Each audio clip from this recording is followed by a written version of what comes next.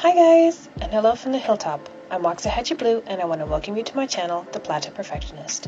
Today's video is my April 2023 plan with me in my Archer and Olive 192 page 160 GSM dot journal. These are the two colors that I will be using for this particular spreads. I will be using this neutral cream color as well as my lovely LePen.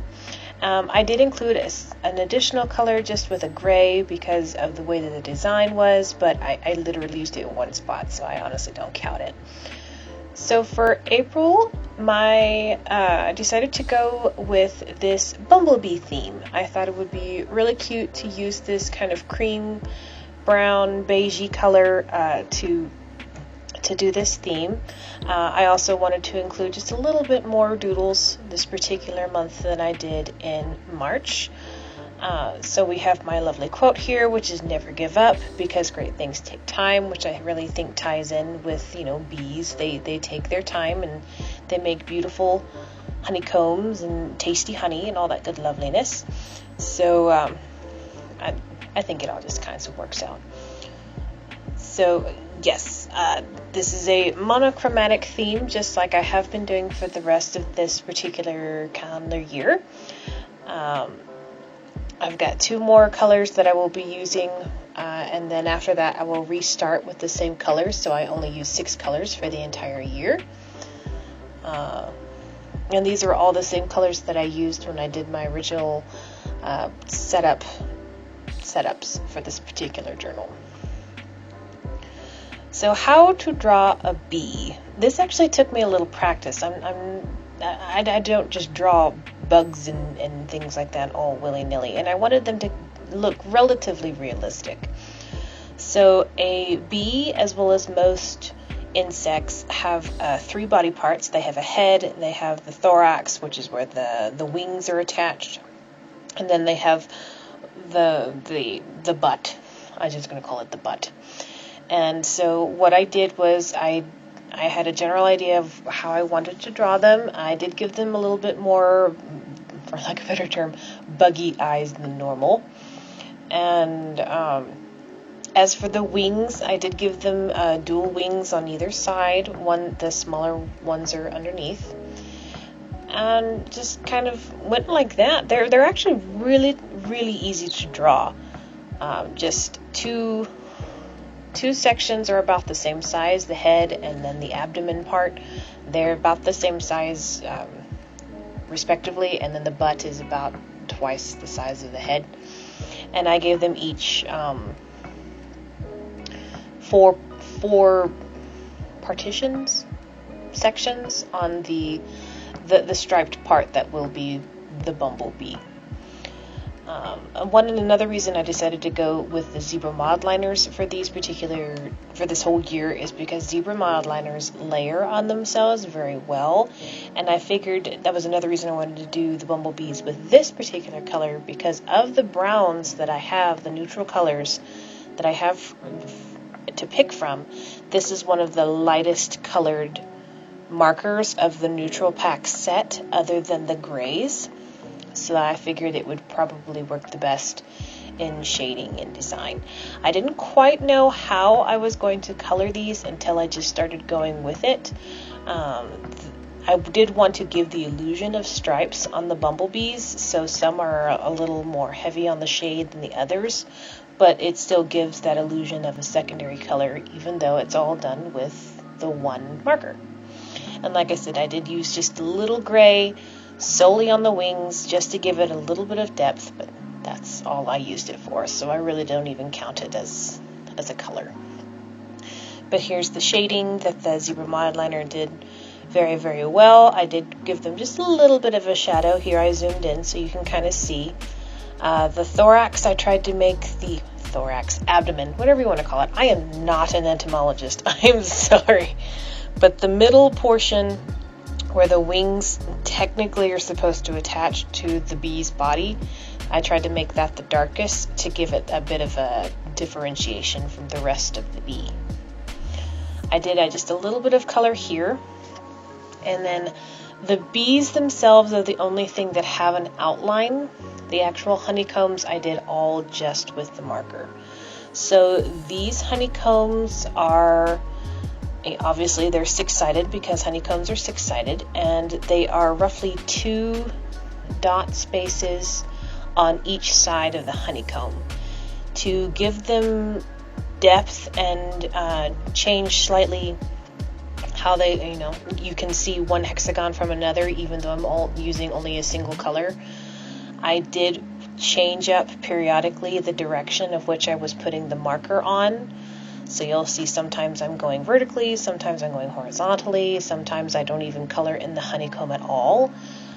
Just to give it that little, you can still see it's a honeycomb, you still see that it's, because not all honeycombs are perfect.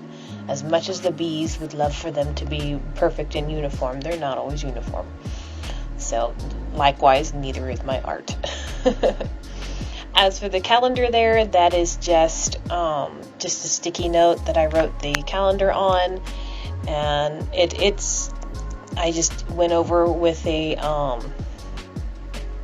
I just took my roller tape thing that I get off of Amazon just to make sure it was perfectly glued down so it won't be moving too much.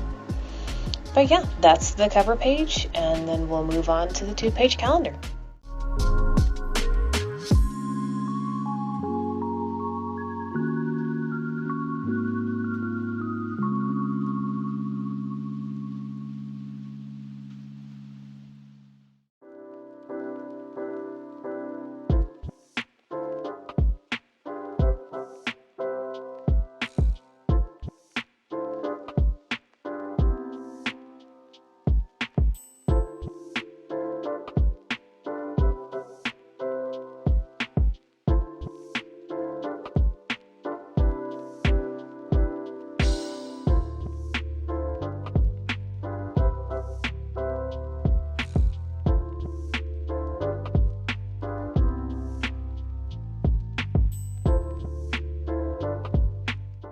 So here, just like I've been doing, I have my sticker here with the month, and I just putting it on where the Dutch door goes, along with the 2 additional stripes of color, just to give it that uniform look that I've been going for throughout my entire bullet journal.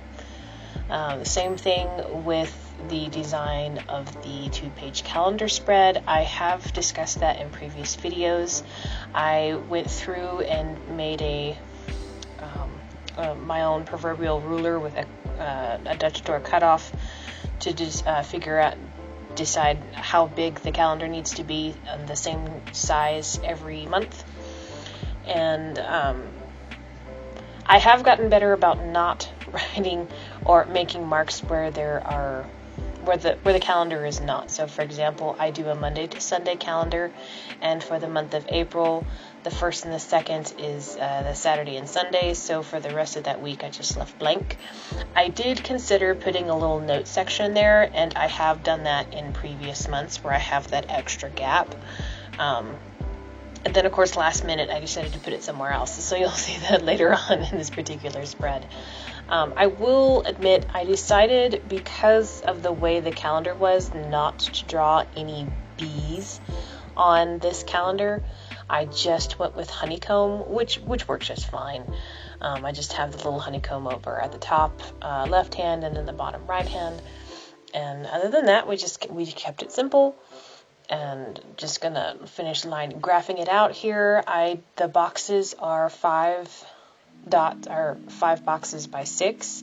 I do it that way so that way the top line of each of these boxes is where I can put the date of the month. And then of course I have my line here, which is the Monday through Sunday. And that's it. It's the same one every month, but that's what works best for me, and it keeps it uniform.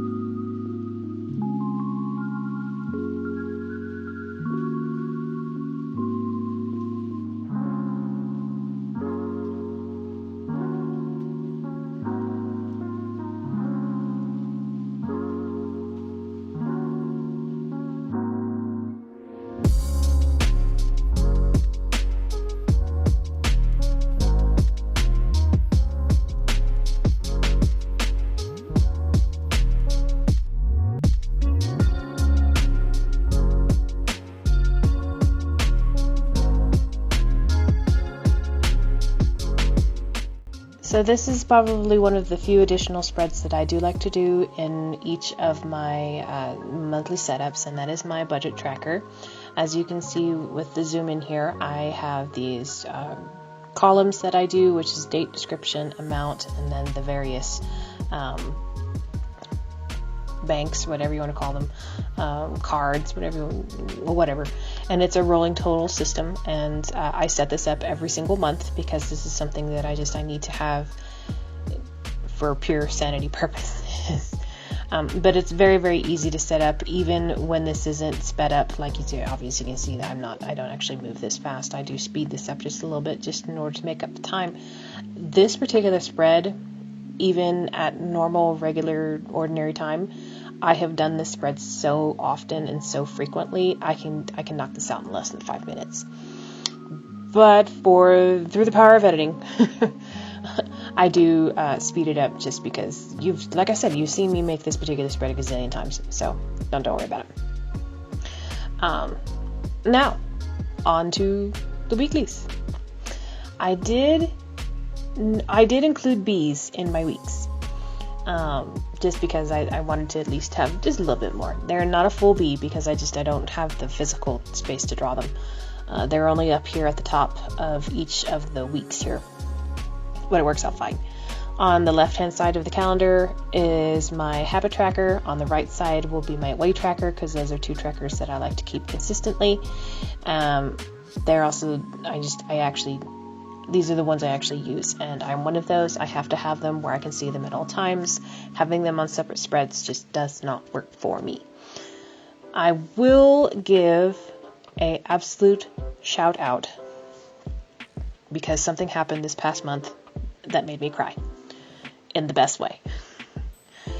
Someone on Instagram decided to do their month of March inspired by or based off of my March spreads, and they did a little reel of it, and it's shared on my Instagram. But I cried. I showed my parents, and I cried. I have never felt so honored in like my entire life. I do this for fun. I don't do this for any sort of profit. I don't make any money off of this. I don't have the followers or the watch time to do that anyway. I do this purely for funsies. So to see someone feel inspired enough to set up their bullet journal like mine floored me. Absolutely floored me in the best way. So, but I did want to give them a shout out for two reasons. One, because they are awesome. I'll try to link her, at the very least her Instagram, in the description, so that way you can see what I'm talking about. But also, she actually had a really good idea, and I didn't get it on film. I decided to add it later. But she decided to make a full-fledged box around her weeks to give it a little more polish. I just do the horizontal lines. She actually turned them into boxes. And you'll see it during the actual flip through at the end where I did that as well, because I got to looking at it and I was like, you know what? No, she's right. I like that way better. So that little addition of turning these into boxes instead of just plain lines, that is inspired in turn by the person who is inspired by me. And so that was, I think her name was Yvonne. I don't want to misquote myself, and I don't want to give the wrong name. But I will definitely try to get her information, at least her Instagram, in the link below and descriptions, so that way you can see what I see and hopefully cry like I did, because I was just over the moon. That was so sweet. So these particular two ones were freehand. I totally drew that bee off the top of my head. I know it looks like this weird demented bunny rabbit. It's supposed to be a bee, I promise. This looks like a weird, yeah. I can critique my own art. I really can. But yes, I did some honeycombs here. I did the additional highlighting. And that's it. That's really it. That's all I do for my bullet journals. Just short, sweet, to the point. I do it the same way every month, just because. I did mess up just a little bit here, but I covered it up. See, I'm stealth like that. And that's it. I'm gonna just let you all finish watching and listen to the music. Finish watching. It's up to you. Just have fun with it. Thank you for stopping by and watching my video, and I appreciate you. If you liked my video, feel free to give it a like or a thumbs up if you feel so inclined. Comment away. I don't mind. I try to put out just a video a month. I honestly don't have the time to do any more than that, but I appreciate that you took the time to stop by and watch my video, and hopefully you enjoyed and feel inspired. So, thank you again. Bye.